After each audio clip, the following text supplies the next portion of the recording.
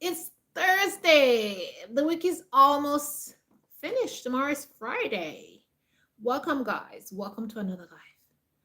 I just came into the house from work, and I'm like, let me do a live really quickly before I get out of my clothing. So yeah, I'm just gonna do a quick live.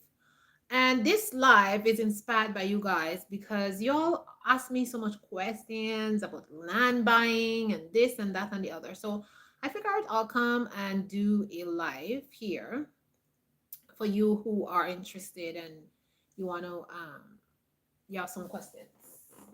Let me put the light on so I can see better. So I live in Canada, as you guys know. I live in Canada, and yes, we bought land in Canada. So I'm going to talk about land in Canada. And I'm also going to talk about buying land in Africa because we are about to do that also. So I'm going to kind of mesh both of them together. So if you guys are interested in buying land in Africa, a lot of you are interested in buying land in Africa.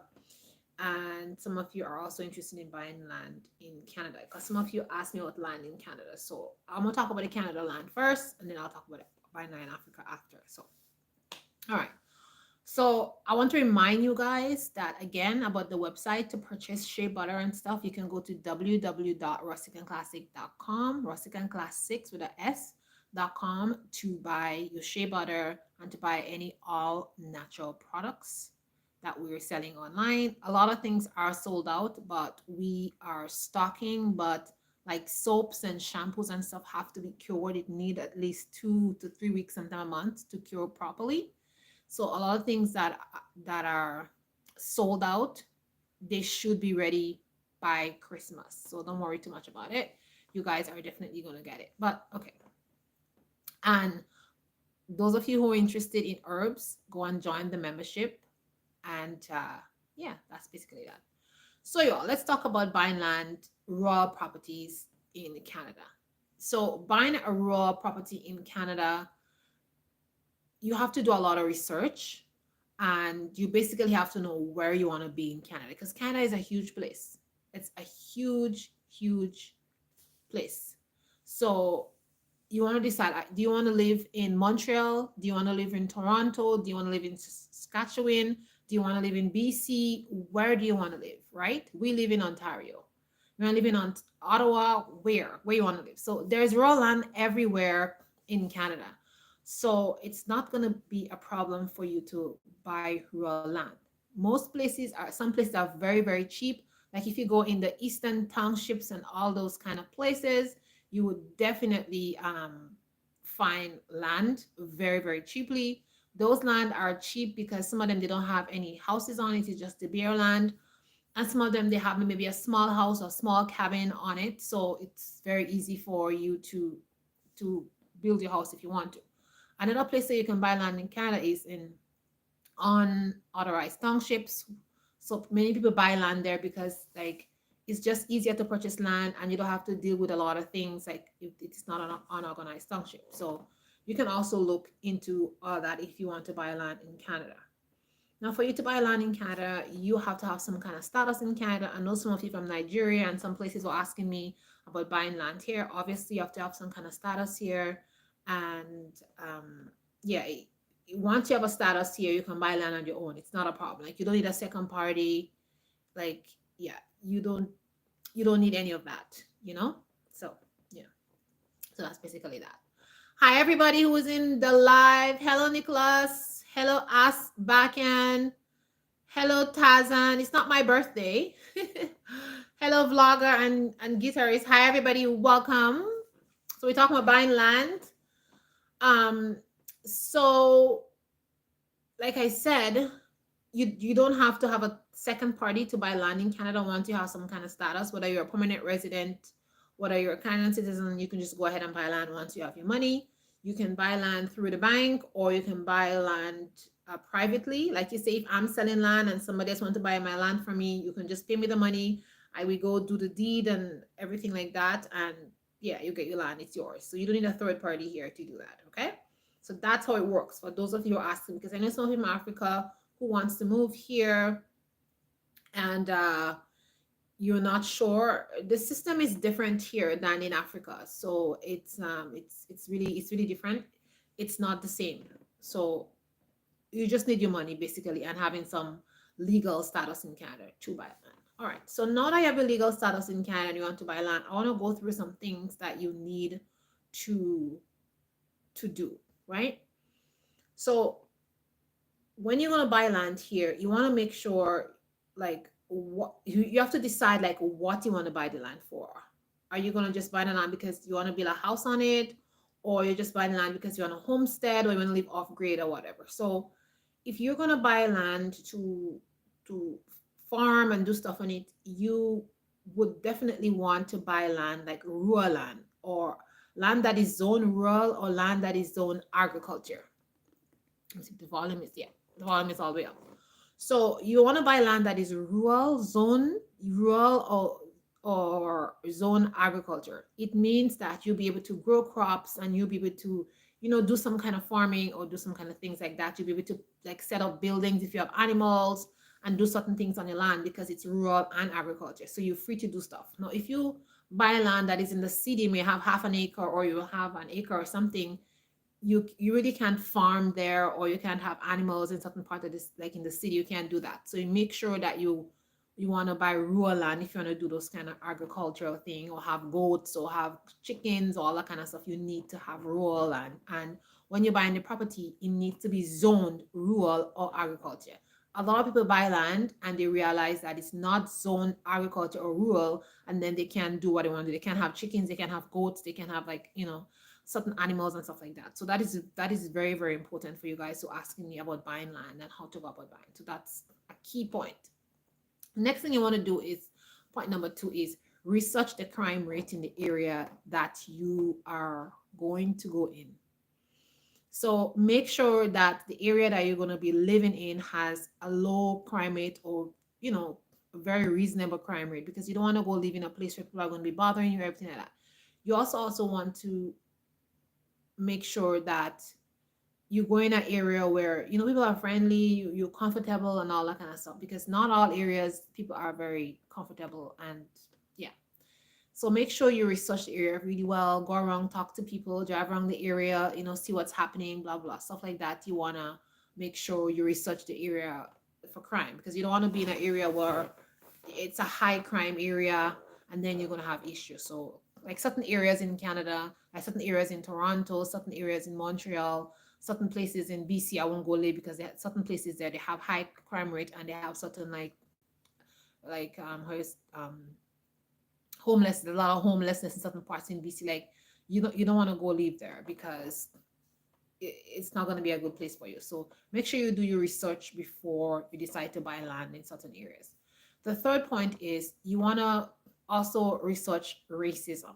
Like if you're a Black person and you're going to buy land in certain area, you want to research racism, because sadly we're living in Canada where racism is very prominent.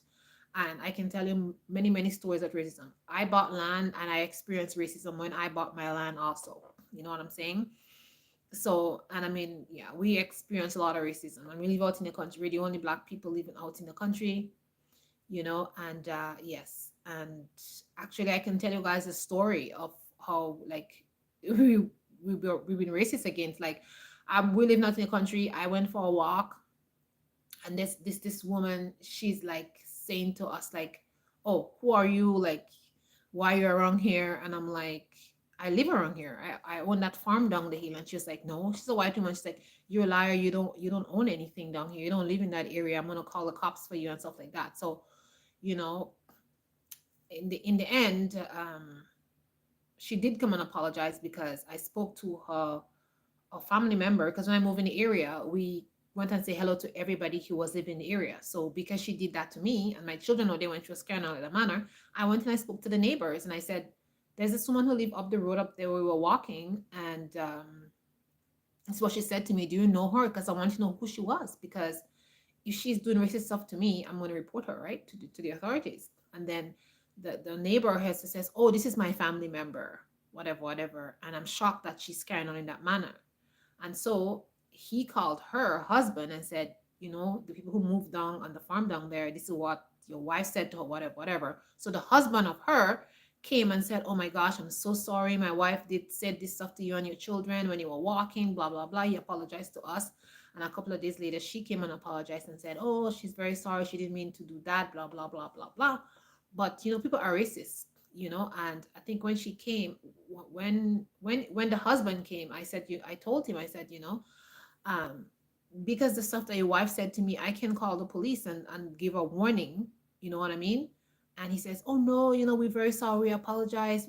I'm not like that. We're not racist. We like black people, blah, blah, blah." And I think because I said that to him, he got a little bit scared. He said, "I work for the government and I can't have that on my track record that we're racist. And, well, and my wife said that stuff too. That wouldn't look good to me. We could lose our job, blah, blah."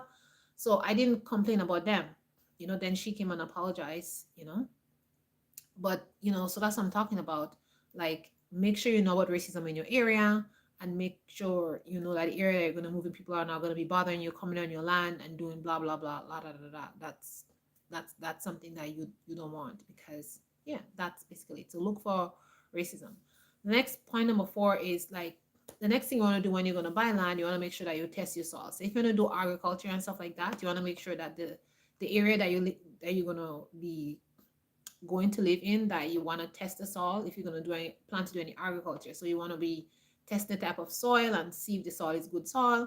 You also want to be talking to the people around you and see, how is the soil. Because if that's what you want to do, you want to go there, live off grid, you want to grow your own food, you want to, stuff like that. So if the people tell you, okay, like this soil is shale, like the area that I'm living in, higher up off of me, like a block, more than a block, maybe 3 or 4 blocks up the road, on the other side where there's where there's houses, there's farmlands, but certain part of the farmland has something called shale. It's like shale, I think shale. It's like rocks. It's just like flat rocks, and you can't grow anything on it, right?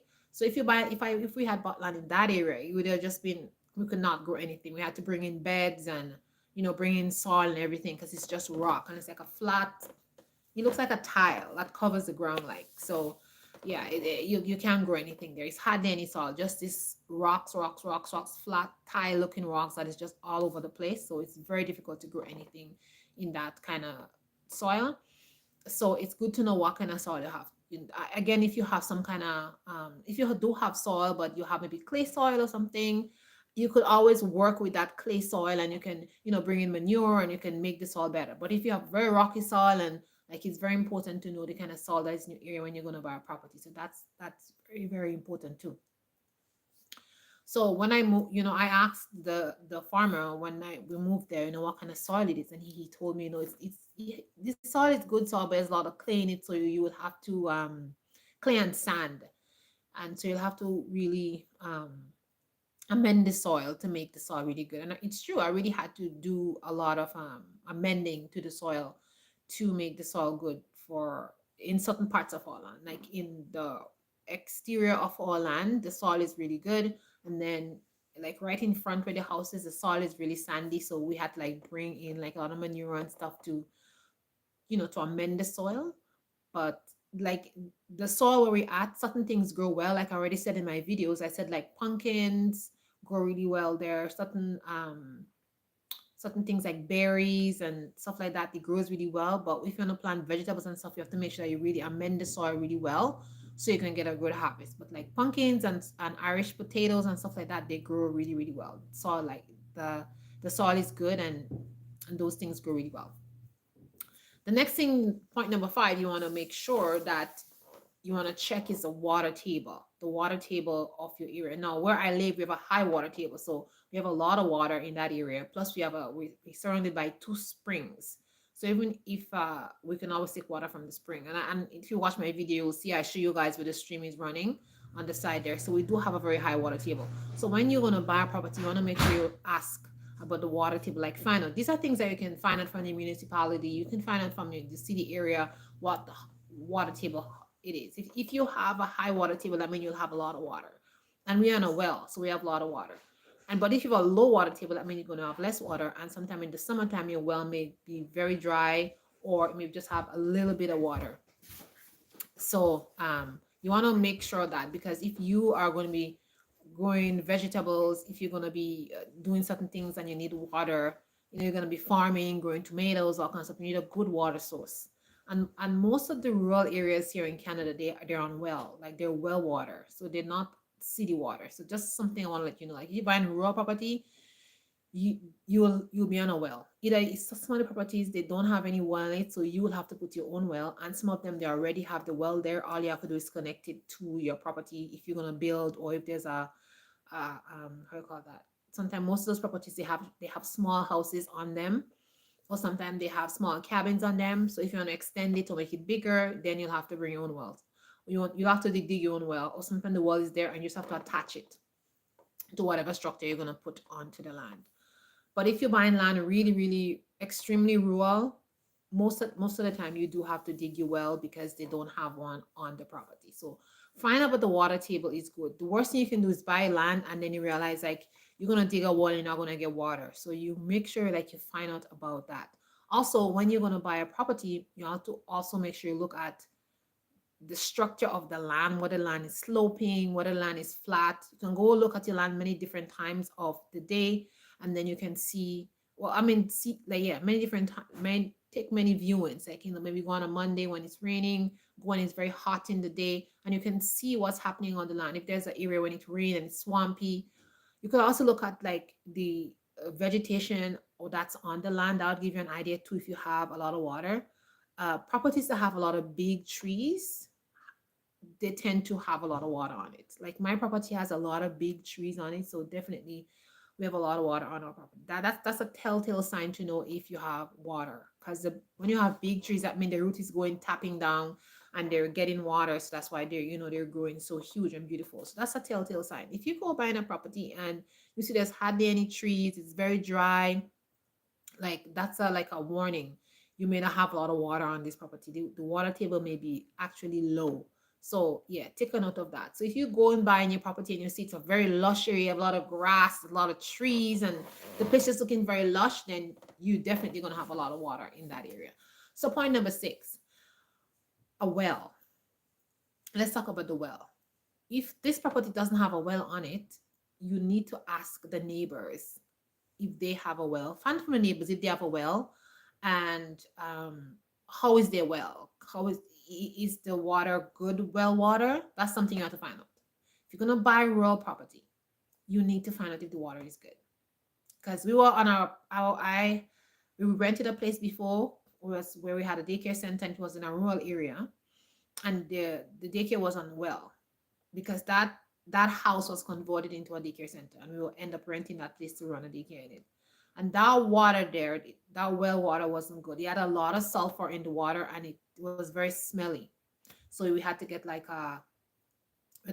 2 filters to add on to the thing. Then we had to get like a cleaner to clean the water. So that water was not the best water. And then it will make like a yellow rim in the bathtub. It'll make a yellow rim in the toilets. Like when we like even in the kitchen, we would have like a yellow rim in the sink. So we consistently had to like clean every time we made food for the kids, and like clean like every 2 or 3 days we had to clean inside the sink because it'd be yellow. That's from the sulfur. And then it smelled every time we opened the water, it smelled like rotten eggs. So that was one of the problems we're having in that area when it comes to that water. So that's something you want to pay attention to. Um, Also, for when it comes to the well, you want to also find out like how much sulfur is in that water. Is it water safe to drink? Is it water clean? Does it have that eggy smell like I said? So that's important. When we moved into our property, it had like a mild eggy smell, but then we put a filter on and then the eggy smell went away. But over time the water got better. I don't know why it was like that, like the first year we moved in, but as we there 3 4 years, the water got better. It doesn't smell anymore. I don't know what is the reason, but yeah, that sulfur smell is gone now. So yeah, put in like a filter. And also, if you move in a place and it already has a well and it has that eggy smell, you can get rid of it. But would it be worth it for you to invest in that stuff? Because when we had the daycare, um, yeah, it was gonna cost a lot of money, like to upgrade the system, like over $2,000 to upgrade the system. So if you want to put in a system, it's gonna be around maybe about $2,000 to do the entire system to get rid of that eggy smell. So that's really, really important when you go looking for a property and he has a well, make sure you open the tap, make sure you smell the water, make sure you look inside the sink, make sure you look around, and make sure like you don't have that eggy smell, because that means your water has a lot of sulfur in it, and you're gonna have to put some kind of filter on it, and you're gonna have to put the that was called ultraviolet light.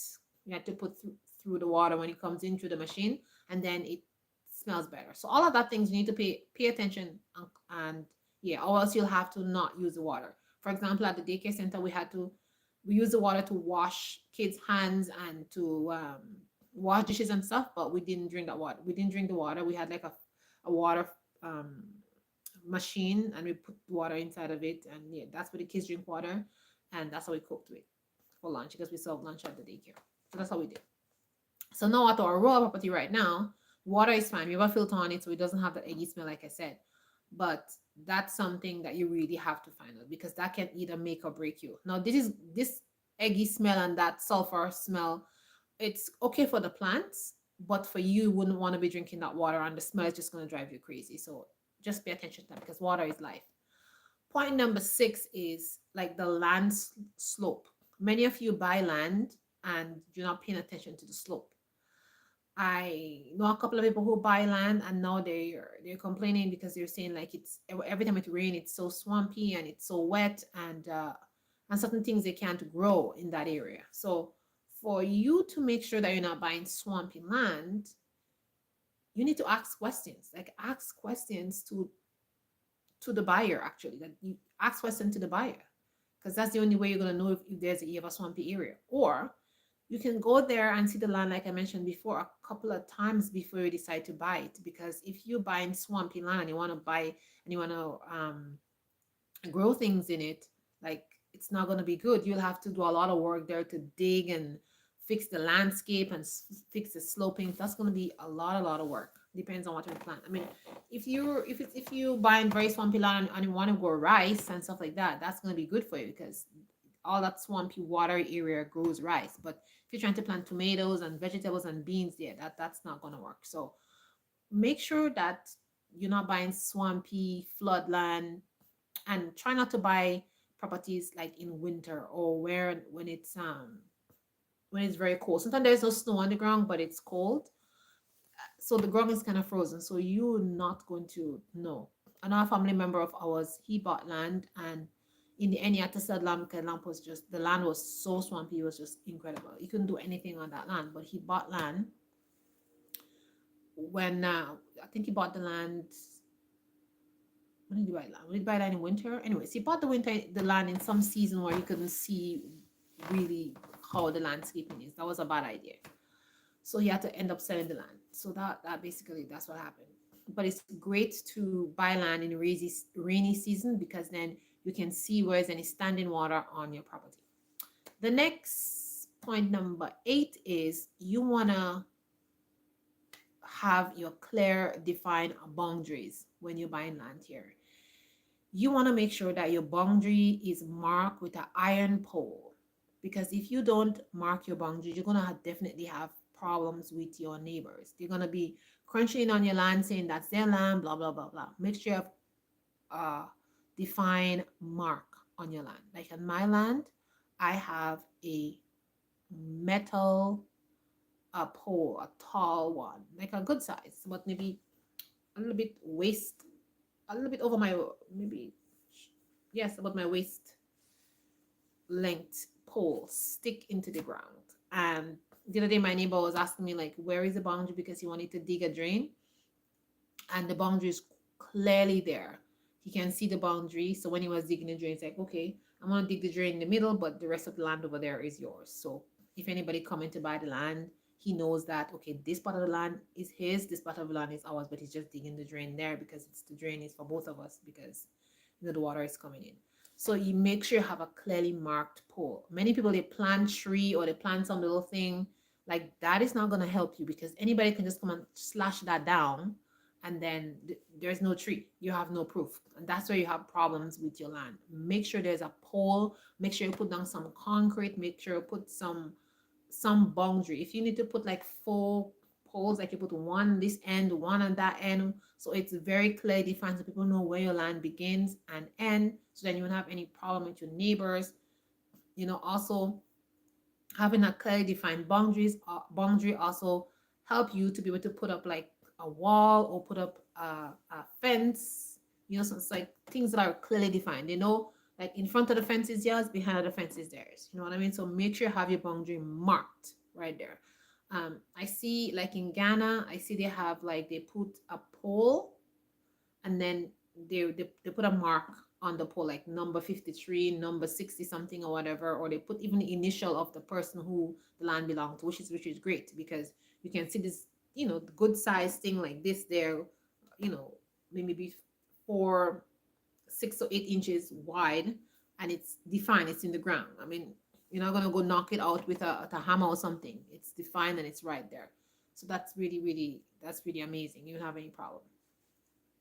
Point number 9, you want to make sure that you check out the school district. I know in the US, there's they have different rules when it comes to school district and whatever. Make sure you whatever district that you're gonna um want to buy your property in, that your children can attend that same school, or the schools are close. Because, for example, we are in a specific area, but and there's schools in our area, but in my area, on my side, it's a certain district. On the other side is a district. So my kids cannot go to school on the other side. They could only go to school on my side. Even if the school is like 2 minutes away, we have to drive our kids 15, 20 minutes away to go to school. So that's something I really need to know, because on one side is the city of Ottawa, and then on the other side is like Quebec, like French area. So we like in smack in the middle. So the kids have to go on the Ontario side, and then people living on the other side. They have to go to that Quebec side. So it's just crazy. Okay, so make sure when you buy land that your kids can attend. Make sure the schooling is correct. And make sure you find all the information first. But if you don't have children, you don't have to worry about that. But I'm just saying that if you have children, then yeah. Another thing I want to say is, like, when you're buying land in Canada, is you want to make sure that you check out the area, because we have snow. And so if you're gonna go buy land very far in, make sure you have the right vehicle, because in the wintertime, it's a lot of shoveling. And if you're not prepared for that stuff, like, you're gonna have real serious issue in the wintertime, because how you're gonna come out, how you're gonna go to work or whatever. So when you want to buy land in Canada, you want to make sure that the area that you're living in has, like, the city is coming and plow your area. So during the winter time, it's easy for you to go in and out of your house, or in and out of your property. Now, our property has a very long driveway, but we were able to, clean aside so we can come out with our vehicle. Like, for the last winter, we were stuck like for like a whole weekend. We were like stuck in because the roads were not cleared, and there was so much snow. We did half of the driveway. Snow was just packed up high. So just imagine if you have a long driveway and you have like a bad winter storm, how are you gonna get out? Like, but what we do is we park our car at the end of the driveway when we know there's a storm, so we don't have to clean so much snow to get the cars out, because then you're stuck at the top and you can't come out. So that's something you have to pay attention to. Buying roll on is nice, it's quiet and everything like that, but you have to have a way of getting yourself out in the winter. So if you like are not going to be able to invest in certain things like industrial snow machine and stuff like that, maybe living rural in Canada is not going to be right for you, because we have snow and tons of snow. So yeah. And if you're going to buy property like that is rural, maybe you should build your house at least closer, like to the front of a property instead of the back of a property, if you're going to be building. Because the further away your house is, then the longer you're going to have longer driveway, and then it's going to be harder to clean. But make sure that you have all those things in place first before you go buy rural properties, because in Canada we have very long winters and we have lots of snow. So yeah, unless you're gonna buy property somewhere like, like maybe in Niagara Falls, or you're gonna buy something that's in Toronto where there's not as much snow. Basically, all the rest of Canada is the same thing. So living rural is great out here, but it comes with a lot of hard work and a lot of preparation living out here in a rural area. In the summertime, it's beautiful, it's nice. Fall and summer and spring is beautiful, but wintertime, yeah, you could be like snowed in for a day. You could be snowed in for 2 days, depending on where you live. And next thing is rural areas. We have a lot of like power outage because when we have snowstorms and ice storms, the trees break and it falls on the poles, and so we tend to lose a lot of power in the wintertime. So just if you're gonna buy rural land, just be aware of all these things that I'm talking about, and make sure you set up yourself and have a really good system if you want to buy land rurally in Canada. Because, yeah, in the wintertime, you're going to have issues. So I'm just saying that because a lot of you have been asking me questions, but nobody asked me questions about like snow. You want to buy land, you want to leave rural, blah, blah, blah. But in the wintertime, yeah. Another thing I want to say is like buying land rural is amazing because we love living rural, but you also have to make sure that you have your heating in place. So if you're going to live off grid in the wintertime, you're going to have to have a lot of wood to heat. So that's something you really have to invest in and have a good source so you can heat your home. Like the wood stove that you're going to buy, like you make sure you do a lot of research. If you're going to be using a wood stove for off grid, make sure it's a big size, make sure it has the insulating, how you call that, the like inside ours, the first wood stove we had like a like the bricks, like the fire bricks, like make sure they have fire bricks inside, or you're able to put your own fabrics inside so your house is heated properly in the winter because it's cold in the winter. It goes here to sometimes minus 35. It's very cold. So make sure you have a really good system set up in this Canada winter. So maybe if you're gonna leave rural, make sure you have generator backup. Make sure you have like a lot of things to live off grid, like you have lanterns, you have a generator, you have batteries, you have solar power, you can have propane, and then you have your wood and you have a good source for wood. But I'll advise you, like if you're gonna buy land rural, make sure you buy land that has a forest on it so you can cut your own wood, so you will not have to be buying wood every winter, because that's gonna be like, you know, it's gonna be a lot, because like a cut of wood here is about $120. And I think like last winter we used about 8 quarter wood, or 7, yeah, but maybe, yeah, 6, maybe 6 or 7 quarter wood we use. So it's a lot of wood that you're going to be using, and depends on how cold the winter is. So yeah, but having like many heating backup system would be really great for you. The first year that we lived on our farm, we did wood, and we also did oil. So we had oil heating. And let me tell you, that was really, really expensive because we didn't really quite figure out the wood system, and our wood stove wasn't working that well. It wasn't like heating up well. And yeah, in the end, we got a new wood stove, and then we really started living really warm. We were really warm in the house. But the first wood stove, like, we had to put that oil. The oil was very expensive to purchase. I think we spent like almost $2,000. Yeah, in the first year, the was it the second year? We got better at it and we stopped using it. But the first year we spent, I think, about $1,800 in the year, because we didn't know like the heating goes so quickly, like the oil, it runs out so quickly, and every time we fill the tank it was like $900, right? So yeah, every time we filled tank was $900. So we learned quickly that we had to use a certain way, and then we had to use wood as a backup system. But once we figure it out for the first year, we were able to get enough quarter wood, and we hardly use our oil. So we were getting better at it, and we just fill up the tank once, and we'll just run it like when it's really, really, really freezing. But once we change our wood stove and we get like a wood stove that was twice the size of the first wood stove that we had, we didn't need to use any of the heating system with the oil, and we were just toasty all over the house. And then we, instead of using those small, this tiny fan out on the wood stove, we used like a big fan and had the air blowing. And then we had like a fan in the kitchen that circulates the air. So that worked really well for us too. So we figured things out, and then we were able to be warm in our house. So when you're buying land rurally, make sure you you have everything really settled and you know what you're doing. Make a list and go through them one after the other. And if certain things does not meet your criteria or it's not well on the list, like maybe you should just move on to another property. You understand?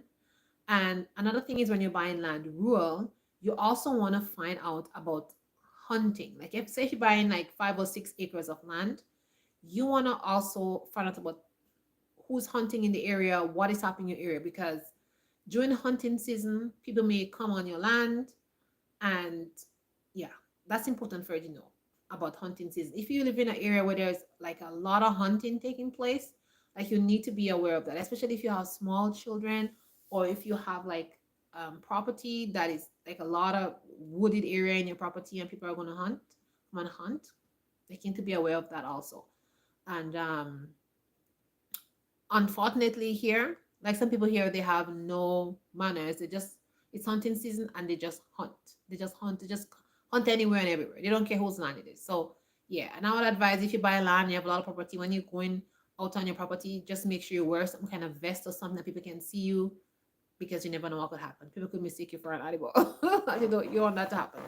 And some people, they don't listen. You can put up no trespassing sign, and they still come on your property. So these are all things that you wanna take note of when you're gonna buy rural land in Canada. And you wanna also make sure that if you're gonna buy rural land, that it's like a family. Like you're not going there by yourself or you and your spouse, like just two of you, whatever.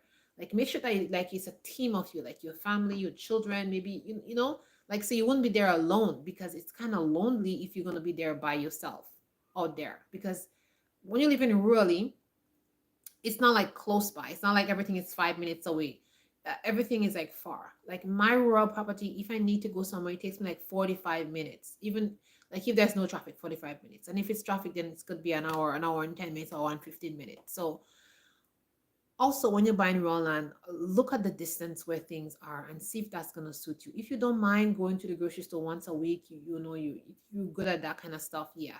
But if you have a family with small children, you want to check where there's hospital, how close is the closest hospital, how close things are, and yeah, you really want to have a plan buying land rurally, because um, it's a lot. It's beautiful to live rurally, but it takes a lot of effort to do certain things, and you need to be prepared. Like you need to be prepared. So, yeah. So if you guys want me to do another talk about how to prepare living rurally and things that you need, I can do another video on that, like rural living and things that you should have living rurally and stuff like that. I can do another video on that.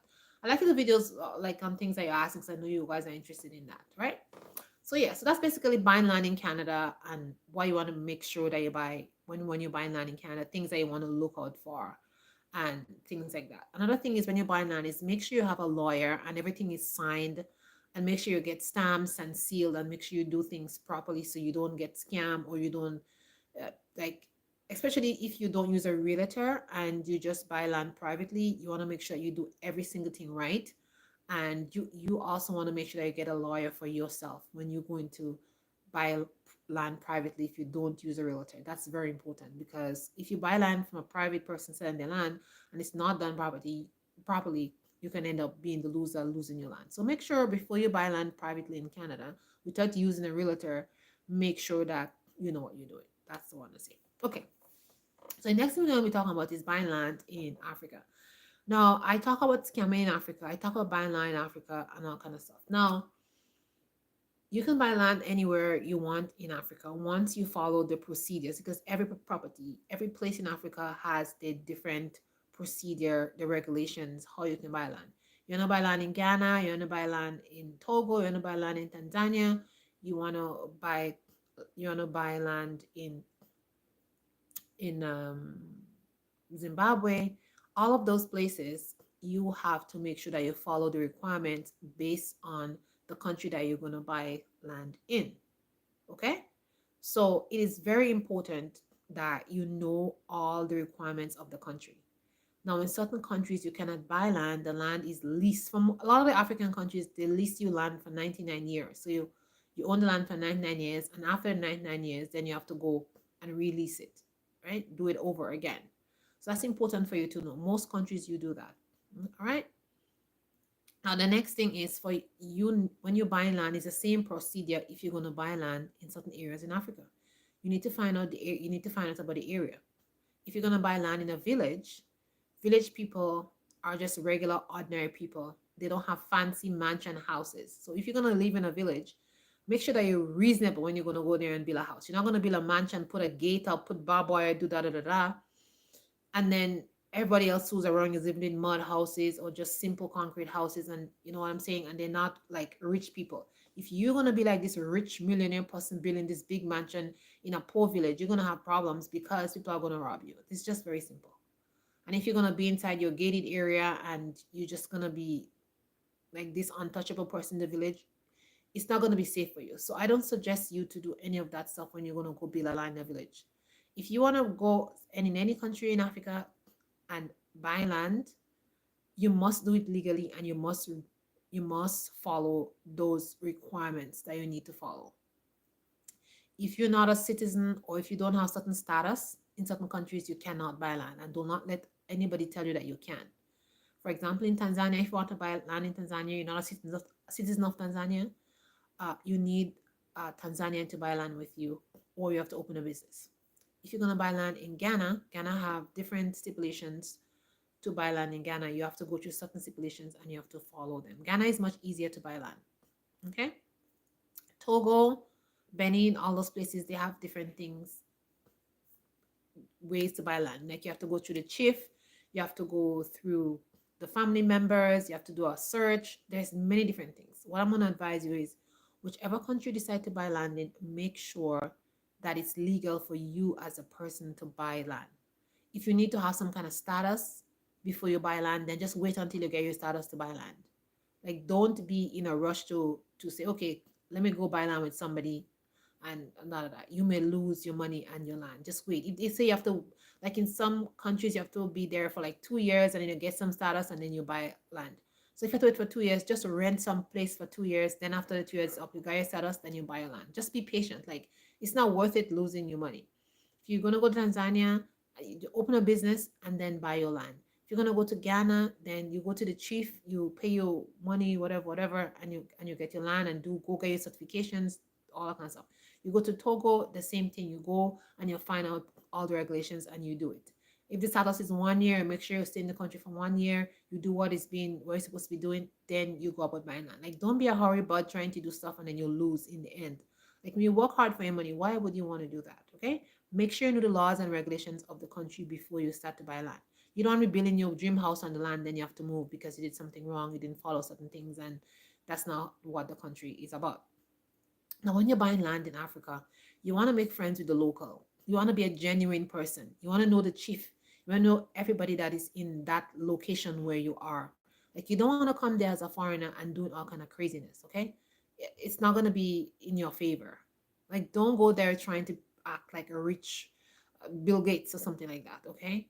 You want to go there and blend in with people. A lot of foreigners and we diasporas, we go there and we just can't blend in. When you go to Africa, make sure you blend in with your people and don't be like out there, out of the box. Because you need to blend in. Like you just like everybody else. When you blend in, you're just like everybody else, then you won't have a problem. But if you like extra and you outside the box and everybody know you're a foreigner, you're different, then that's when you're gonna have a problem. Next thing I want to say is when you're gonna buy land and people are gonna be working for you or people are gonna come clear on your land for you, treat them very nicely. Like don't treat people like if oh yeah, you're the big boss here and they're just like low poor people. Like don't do that, okay?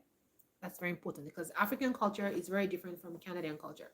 It's a different thing. It's like you need a lot of if you're gonna clear land here, you have to get some permits, you have to get all kind of things. In Africa is different. You don't have to do all that kind of stuff. So this is for the people who are in Canada or in America and you're planning to go over there.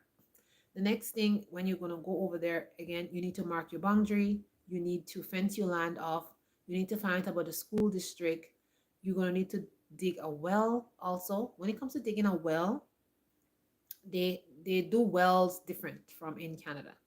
So I suggest to you that you can bring in a pump from Canada if you want. The pump is not very heavy. Maybe it's about 3 to 5 pounds. You can bring a pump in, and then you can get all the extension things that they have there to put in your pump, and then you run the lines inside of your house. Or you can buy a water tank and do whatever you want to do. But I just want to let you know that how they do the well system here is different than how they do it in Canada, right? And then also, you want to also find about the water table in your area. Maybe you could consult some kind of local person there who can tell you, about how they do well, what area has water, what area doesn't have a lot of water. You want to find all the information before you buy land. Not because the land is cheap. Oh, it's only 2,000 Canadian dollars. Or it's only 3,000 US dollars. It's a nice piece of land. But you want to be able to live on the land and be self-sufficient. That's the point of it. Of buying land in in Africa. All right. You also want to research the area that you're going to be living in when you're buying land in a certain area. You want to know if the people there are thieves, if people like foreigners go there and they live there, or diaspora people already live there and they had problems in that area, then that's an area you definitely don't want to go live in. I see many diasporas go in certain areas and live, and they have to move, sell the property that they built, and move somewhere else because the house is consistently being broken into and the things are being stolen. So you want to make sure that you research your area, find out, like talk to people, ask them what's happening, what is going ahead, da, da, da. I'm not saying Africa is a bad place. I'm just saying that there's bad people every single way, but you make sure you don't want to get yourself in an area that is bad. Like you don't want to get yourself stuck in an area and buy land there and then you're just unhappy and you're miserable, right? Next thing I want to say is buying land in Africa is you want to make sure that you have access, good access to the roads. So if you're gonna buy rural land in a village or something, then make sure that you're able to like put some gravel down or put some kind of thing down on your road so you can go in and out of your property, because in certain countries like you have rainy season, and when it's rainy season it rains a lot. So you want to make sure that you can easily get in and out of your property. That's basically that. And last thing I want to say is when you're going to buy a land in Africa, make sure that everything is legal and that you don't get scammed, and you have people there directing you to the right government places so you can get your deed and your certifications for anything that you purchase the land. You have to get different things like the Sovera, you have to get your land deed, yeah, all that kind of stuff. Make sure it's legal, and like you get the proper stamp, you get the affidavits and all that kind of stuff. Make sure it's proper and you don't like let anybody like lead you astray. All right. So that's something that you want to make sure is done right. So that's basically it. If you're gonna live in a rural area, you gotta have to prepare. If you're gonna live in a rural area in Africa, you're gonna have to make sure you have a good vehicle. Maybe you can even have a donkey, a horse. I don't know what you want to do. Make sure you have some kind of transportation. You want to go buy groceries or whatever, and you have a horse, then you put your thing on your horse and bring it home. Or a donkey, put your thing on your donkey and you bring it home. Like if you can't invest in a car right now, but make sure you just have everything like settled and well put together so you will be comfortable. And again, you're gonna need a generator, you're gonna need a solar system. um it depends on the area that you're living in. Like if you're living close to like Mount Kilimanjaro, some of those kind of places, it gets a little bit cool. So maybe if you want to have a little wood stove, just a small wood stove, just to heat up sometimes when it's very cold, that would be nice. You can incorporate that in your house building, or you could have one installed if you already bought a house and it's already built. You know what I'm saying? But little things like that you want to look into. But most of Africa, it's not that cold, so it doesn't really need that heat. But in certain places, it's really it's cold. So it depends on where you want to live. And if you're going to live rural, like just make sure that you know that like you're not going to have electricity every single day. Electricity comes and goes. So make sure you have a backup system, a good backup system. Like I said, solar, you have gas, you have all the things that you need. Make sure again, like you have an outside kitchen so you can go outside and cook. Like just make yourself comfortable. Like go there, see how people live, see what they're doing, and you follow suit based on your family and what is more convenient for you and your family. So that's what it is when you're buying land rurally. And I tell you guys, once we get our land, I'll come here and show you all like how we do stuff. over there and how things are done. I'll do videos for you guys so you can see everything that we're doing on our land. And when I move back to the farm here in Canada, I will, yeah, the videos are gonna be coming back again. I'll show you guys everything what we're doing in the winter. Yeah, we'll continue. So that's basically it, guys. I'm just answering your question, and I'm just doing this video for you guys as you want. I like to do things I request. So everybody who joined the live, thank you. Ebab, Cheryl T, thank you. Yes, love and prayer to you too. Love and prayer. No, I don't. I don't play Call of Duty. No, I don't. No, guys, it's not my birthday. My birthday passed a long time ago. I don't celebrate birthdays anyway, so it doesn't matter. but but today's not my birthday. But you guys, thanks for joining, and I appreciate all of you all. You guys, and thank you guys for giving me all the suggestions on the videos consistently. And I just thank you guys for always coming in and watching my videos and giving me so much nice suggestions. Thank you. I really appreciate you all. And remember, stay positive and don't let anybody, knock you off your feet and upset you. Life is too short. Life is beautiful. Enjoy your life. Because today you're here and tomorrow is not promised. So enjoy every moment of it. So, guys, thank you. Thank you very much. I'll see you guys in the next live. Ciao, ciao. Ciao, yo.